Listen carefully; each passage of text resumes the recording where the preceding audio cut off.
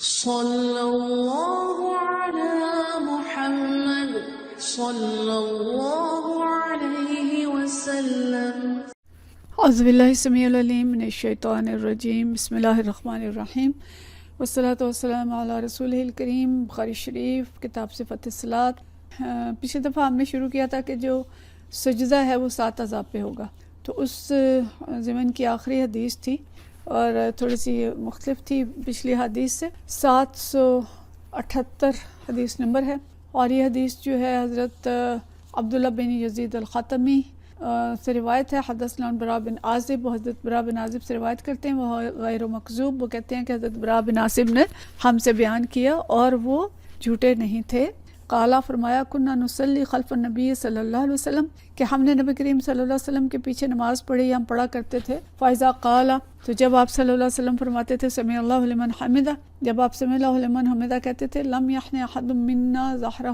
ہم میں سے کوئی اپنی کمر کو نہیں جھکاتا تھا، حتی یضع النبی صلی اللہ علیہ وسلم جبہۃ علی الارض، جب تک کہ نبی کریم صلی اللہ علیہ وسلم سجدہ میں اپنی پیشانی زمین پر نہ رکھ لیتے تھے۔ یہ باب تو یہی ہے کہ سجدہ 7 اعضاء پہ ہوگا، اور اس میں سے ایک اس کا یہاں پہ ذکر ہے کہ آپ صلی اللہ علیہ وسلم جب تک پیشانی زمین پر نہیں رکھ لیتے تھے ہم اپنی کمر نہیں جھکاتے تھے۔ یہ اس میں یعنی ایک تو دلیل یہ کہ سجدہ پیشانی پر ہوگا، اور دوسری بات یہ ہے کہ امام کی اقتداء جو کی جاتی ہے اس میں یہ ضروری ہے کہ امام سے ہم پیچھے رہیں، ہم اس سے آگے نہ بڑھیں۔ اس کے بارے میں ہم پڑھ چکے ہیں پیچھے تفصیل سے۔ تو یہاں پہ یہ بتایا کہ آپ صلی اللہ علیہ وسلم رکوع سے سجدے کی طرف جا کے جب تک زمین پہ پیشانی نہ رکھ لیتے تو جو صحابہ کرام تھے اس وقت تک وہ جھکتے نہیں تھے۔ مقصد کیا ہے کہ نبی کریم صلی اللہ علیہ وسلم اگر ان کے ساتھ ہی سر جھکا دیتے صحابہ کرام، تو جو نوجوان تھے یا بچے تھے تو امکان ہوگا کہ ان سے پہلے سجدے میں چلے جائیں گے، کیونکہ ظاہر ہے نبی کریم صلی اللہ علیہ وسلم اگر عمر زیادہ ہو گئی تھی، آپ نے فرمایا کہ قد بدن، تو کہ میں اب تھوڑا میرے اعضاء جو ہیں تھوڑے بھاری ہو گئے ہیں، سست پڑ گئے ہیں، تو اگر میرے ساتھ ہی جھکو گے تو ہو سکتا ہے تم پہلے سجدہ کر لو اور میں اپنی پیشانی زمین پر نہ لگاؤں اور اس سے پہلے تم پیشانی زمین پر لگا لو۔ تو اس لیے یہ حکم ہے اور یہ سنت ہے کہ امام جب سجدے میں پہنچ جائے تو مقتدی تب سجدہ جو ہے وہ شروع کریں، یعنی وہ جھکنا تب شروع کریں تاکہ وہ آگے نہ نکل جائیں۔ اچھا، یہ منظر ہم مسجد میں دیکھتے ہیں تراویح وغیرہ جب یہ نماز کے لیے جاتے ہیں کہ نوجوان بچیاں اور نوجوان جو ہوتے ہیں وہ تیزی سے سجدے میں چلے جاتے ہیں۔ جب ہم ساتھ ساتھ کھڑے ہیں، جیسے ہم جیسے لوگ جو تھوڑے ایج میں زیادہ ہیں اور ہمارے دائیں بائیں اگر نوجوان بچیاں کھڑی ہیں تو ایسا ہوتا ہے کہ ہم ابھی تھوڑا سا جھک رہے ہوتے ہیں اور وہ سجدے میں پہنچ جاتی ہیں۔ تو یہ عین ممکن ہے کہ اگر وہ فوراً سمیع اللہ لمن حمدہ پھر سجدے میں چلی جائیں گی تو وہ امام سے پہلے سجدے میں چلی جائیں گی اور یہ گناہ ہوگا۔ تو اس لیے ضروری ہے کہ جب امام سجدہ کر لے تب جو مقتدی ہیں وہ جھکنا شروع کریں۔ اگلی حدیث ہے السجود علی الانف، کہ ناک پر سجدہ کرنے کا بیان، پیچھے پیشانی پر سجدہ کرنے کا بیان تھا، اور اس حدیث میں ناک پر سجدہ کرنے کا بیان 779 حدیث ہے۔ عن ابن عباس رضی اللہ عنہ، ابن عباس رضی اللہ تعالیٰ عنہ سے روایت ہے، قال قال النبی صلی اللہ علیہ وسلم، نبی صلی اللہ علیہ وسلم نے فرمایا، امیر تو مجھے حکم دیا گیا ان اسجد علی 7 اعظم، میں 7 ہڈیوں پہ سجدہ کروں، علی الجبہۃ،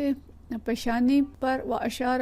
بیدہ علی انفہ، اور اشارہ آپ نے کیا اپنے ناک کی طرف، والیدین، اور ہاتھ، 2 ہاتھ، و رکبتین، اور 2 گھٹنے، و اطراف القدمین، دونوں پاؤں کی انگلیاں، ان کی طرف اشارہ بھی تھا، دونوں گھٹنوں اور دونوں پاؤں کی انگلیاں یعنی نیچے لگیں گی، ولا نکفت الثیاب والشعر، اور ہم اپنے کپڑوں اور بالوں کو سجدہ میں گرنے سے نہ روکیں۔ تو یہاں بھی اعضاء کا ذکر تو کیا، لیکن اطراف القدمین کا ذکر کیا کہ پاؤں کے جو کنارے ہیں وہ پوری طرح سے زمین پہ لگیں، یعنی کہ تھوڑا سا لگا اور باقی نہیں لگا، اور اس پہ خاص طور پہ علماء نے انگلیوں کا ذکر کیا کہ نماز کی جو انگلیاں ہیں ان کا رخ بھی قبلے کی طرف ہونا چاہیے، اور انگلیاں اچھی طرح سے دبی بھی ہونی چاہیے، ان کو زمین پہ لگنا چاہیے۔ اور اشارہ ناک کی طرف کیا، ناک کا جو 8 ہڈیوں کو ذکر کیا اس میں یوں ناک کا ذکر نہیں ہے کہ جیسے پیشانی اور 2 ہاتھ اور 2 گھٹنے اور پاؤں، لیکن ناک کی طرف اشارہ کے تو مطلب یہ ہے کہ پیشانی اور ناک دونوں پر سجدہ کرنا چاہیے۔ اور یہ نیچرل ہے کہ ناک ذرا اونچی ہوتی ہے، جب پیشانی لگے گی تو ناک لازماً لگے گا، لیکن اس کی طرف اہتمام بھی چاہیے کہ اگر پیشانی لگائیں تو ناک بھی ضرور زمین پر لگائیں۔ اگلا باب ہے باب السجود علی الانف والسجود علی التین، کہ ناک پر سجدہ کرنے کا بیان اور گیلی مٹی پر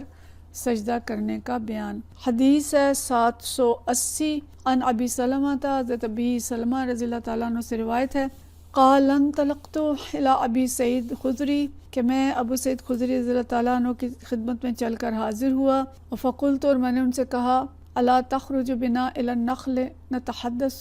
کہ ہم کھجوروں کے باغ کی طرف نہ چلیں کہ کچھ باتیں کریں، بات چیت کے لیے، گفتگو کے لیے۔ فخرج، چنانچہ وہ چل دیے۔ فقال، اور کہتے ہیں فقلت، تو میں نے کہا، حدثنی ما سمعت من النبی صلی اللہ علیہ وسلم فی لیلۃ القدر، مجھے بتائیے کہ آپ نے نبی کریم صلی اللہ علیہ وسلم سے لیلۃ القدر کے بارے میں کیا سنا تھا۔ قال، انہوں نے فرمایا، اعتکف رسول اللہ صلی اللہ علیہ وسلم عشر الاول من رمضان، کہ نبی کریم صلی اللہ علیہ وسلم نے رمضان کے پہلے عشرے میں اعتکاف کیا، واعتکفنا معہ، اور ہم نے بھی آپ صلی اللہ علیہ وسلم کے ساتھ اعتکاف کیا۔ فتاہ جبریل، جبریل آئے، فقال، اور انہوں نے کہا، ان الذی تطلب امامک، جس چیز کی آپ کو تلاش ہے وہ آگے ہے، یعنی لیلۃ القدر آپ تلاش کر رہے ہیں وہ آگے ہے۔ فاعتکف العشر الاوسط، پھر آپ صلی اللہ علیہ وسلم نے درمیانی عشرے میں اعتکاف کیا۔ فاعتکفنا معہ، پھر ہم نے بھی آپ کے ساتھ اعتکاف کیا۔ فاتاہ جبریل فقال ان الذی تطلب امامک، پھر جبریل علیہ السلام آئے اور انہوں نے کہا کہ آپ کو جس چیز کی تلاش ہے وہ آگے ہے۔ فقام النبی صلی اللہ علیہ وسلم، پس نبی کریم صلی اللہ علیہ وسلم کھڑے ہو گئے، خطیبا صبیحۃ 20 من رمضان، آپ 20 رمضان کی صبح کو خطبے کے لیے کھڑے ہوئے۔ فقال، اور فرمایا، من کان اعتکف مع النبی صلی اللہ علیہ وسلم فلیرجع، جن لوگوں نے نبی کریم صلی اللہ علیہ وسلم کے ساتھ اعتکاف کیا تھا وہ واپس لوٹ آئیں، ہاں کہ اعتکاف ختم نہیں ہوا۔ فإنی أريت ليلة القدر، میں نے لیلۃ القدر کو دیکھا تھا۔ وإنی نسیتها، اور مجھے وہ بھلا دیا گیا یا میں بھول گیا۔ وإنها في عشر الأواخر في وتر، کہ یہ جو ہے یہ آخری عشرے کی طاق راتوں میں ہے۔ وإنی رأیت، اور میں نے دیکھا، کأنی أسجد في طین وماء، کہ میں مٹی اور پانی میں سجدہ کر رہا ہوں۔ وکان سقف المسجد جرید النخل، اور ان دنوں جو مسجد نبوی کی چھت تھی وہ کھجور کی شاخوں سے بنی ہوئی تھی۔ وما نری فی السماء شیئا، تو ہم آسمان میں کوئی چیز نہیں دیکھ رہے تھے، یعنی کوئی بادل وغیرہ نہیں تھا۔ فجاءت قزعۃ، چھوٹی سی بدلی آئی، فامطرنا، اور ہمارے اوپر برس گئی۔ فصلی بنا النبی صلی اللہ علیہ وسلم، ہم نے نبی کریم صلی اللہ علیہ وسلم کے پیچھے نماز پڑھی۔ حتی رأیت، تو یہاں تک کہ ہم نے دیکھا، اثر الطین والماء الی جبہۃ رسول اللہ صلی اللہ علیہ وسلم، یہاں تک کہ ہم نے آپ صلی اللہ علیہ وسلم کے پیشانی پر مٹی اور پانی کا اثر دیکھا۔ وَأَرْنَبْتَهِ تصدیق رؤیایا، اور یہ چیز جو تھی اس نے تصدیق کر دی آپ صلی اللہ علیہ وسلم کے خواب کی۔ تو یہاں پہ جو حدیث ہے، یعنی 2-3 مضامین اس کے اندر آ رہے ہیں کہ صحابہ کرام رضوان اللہ اجمعین کا جو شوق تھا حدیث سننے کا، بیان کرنے کا، کہ عبد الرحمن بن عوف کہ یہ صاحبزادے ہیں حضرت ابو سلمہ، یہ شوق سے جاتے ہیں ابو سعید خدری کے پاس اور انہیں کہتے ہیں کہ آپ آئیں اور ہم چلتے ہیں، کچھ بات چیت کرتے طرف جاتے ہیں، کچھ بات چیت کرتے ہیں، کچھ یعنی حدیث سننے کے شوق سے وہ گئے اور لیلۃ القدر کے بارے میں پوچھا تو انہوں نے یہ سنایا کہ پہلے عشرے میں قیام کیا، تو جبریل علیہ السلام نے کہا کہ نہیں آگے چلیے، اگلے میں قیام کیا تو کہا نہیں وہ آگے ہے، اور تیسرے عشرے میں پھر آپ صلی اللہ علیہ وسلم نے اعتکاف ہے وہ کیا، اور پھر انہوں نے کہا کہ جو میں نے خواب میں دیکھا تھا کہ میں مٹی اور پانی کے اوپر سجدہ کر رہا ہوں، تو مطلب یہ تھا کہ گیلے جگہ کیچڑ میں سجدہ کر رہا ہوں۔ تو وہ کہتے ہیں طاق راتوں کا بھی ذکر آیا اس کے اندر کہ طاق راتوں میں ہے آخری عشرے کی، تو کیچڑ میں سجدہ کیا آپ صلی اللہ علیہ وسلم نے خواب میں، تو اسی وقت وہ کہتے ہیں کہ بدلی چھوٹی سی آئی، جب ہم دیکھ رہے تھے کہ آسمان پہ کوئی بادل نہیں ہے، کچھ نہیں ہے، لیکن بارش ہو گئی اور کیچڑ ہو گیا، اور آپ صلی اللہ علیہ وسلم جو سجدہ کیا اس میں آپ کی پیشانی اور آپ کی ناک پر کیچڑ کا اثر تھا۔ تو گویا اصل بات جو یہاں پہ یہ حدیث لائی گئی ہے وہ یہ ہے کہ سجدہ کرتے وقت آپ صلی اللہ علیہ وسلم نے پیشانی بھی زمین پر رکھی اور ناک بھی رکھا، تو اس لیے دونوں پر مٹی لگی تھی، تو گویا معلوم ہوا کہ نبی کریم صلی اللہ علیہ وسلم نے دونوں اعضاء پر سجدہ کیا۔ تو اعتکاف مسنون ہے، اور لیلۃ القدر رمضان کے آخری عشرے میں ہے، اور گیلی جگہ پر سجدہ کرنا جائز ہے، البتہ یہ ہے کہ اگر کیچڑ زیادہ ہے تو جمہور کے نزدیک اس سے نماز صحیح نہیں ہوتی، اور سجدے میں اگر پیشانی پہ مٹی لگ جائے، گرد و غبار لگ جائے تو دوران نماز اس کو صاف نہیں کرنا چاہیے۔ اور ہمیں یہ بھی پتہ چلا کہ نبی کریم صلی اللہ علیہ وسلم کا خواب سچا تھا اور سچا ہوا۔ وآخر دعوانا ان الحمدللہ رب العالمین۔